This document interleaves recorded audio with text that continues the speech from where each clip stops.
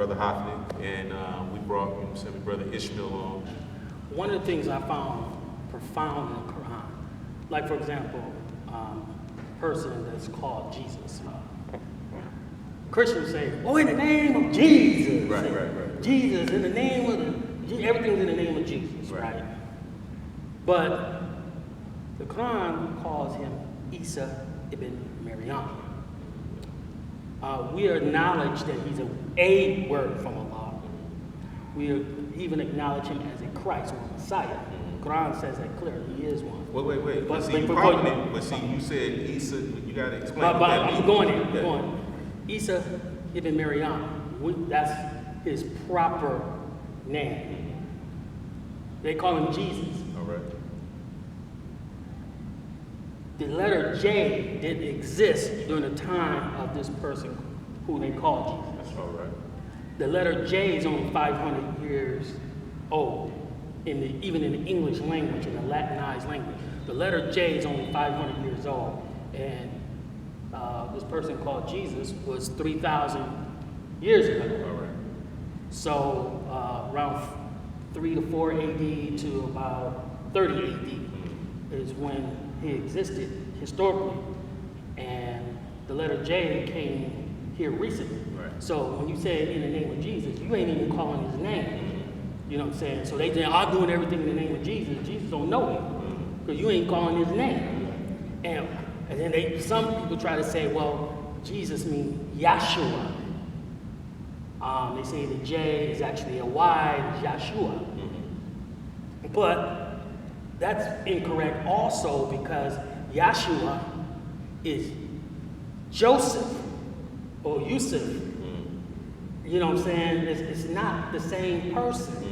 They say Jesus is just the shorter version of Joshua.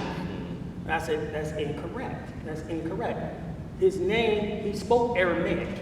During that time, they spoke Palestinian Aramaic. And they referred to God as Allah. And his name, the Quran preserves his name, which is in Aramaic, Isa. And we say Ibn means son of Maryam, his mother Mary. So his name is Isa, son of Mary. Yeah, because the Semitic language, they didn't have last names. You were your first name, whatever your mother and father called you, and then you were son of your family. Right.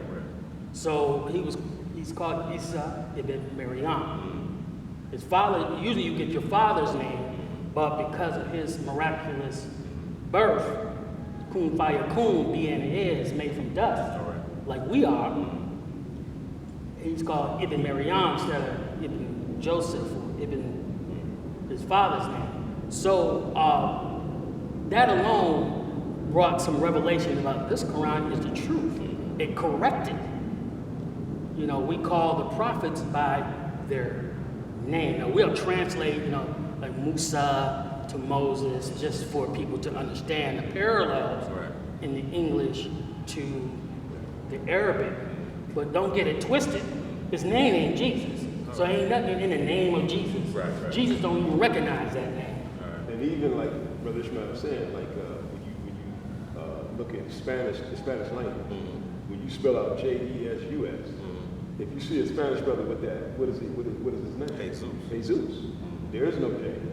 The J term. See that doesn't exist when you go back to like the original language. J doesn't exist. And like Brother Ishmael said, the J came into it's the very last letter to come into the English language. It's the very last letter in the Arabic, in the alphabet chart in the English language. It is the last letter to come in. And it used to be sistered with the I. And so I don't know if you've ever seen a cross, right? Yeah. And on the cross, on every cross, pay attention to the cross. There's a term called envy, I-N-R-I, envy. And what that is Aeneas Nazara, rectum, Isaurus. That's Latin for saying Jesus, the King of the Jews. That's a Latin term. But there is no J. It's I. It's I. It's no J. It's I. Right. So when you pronounce that properly, you're going to get closer to the term Esau, actually. You're not going to get Jesus. You're going to get closer to Esau. So if you look at every cross in the world, you're going to see that. I-N-R-I. There is no J. Doesn't exist.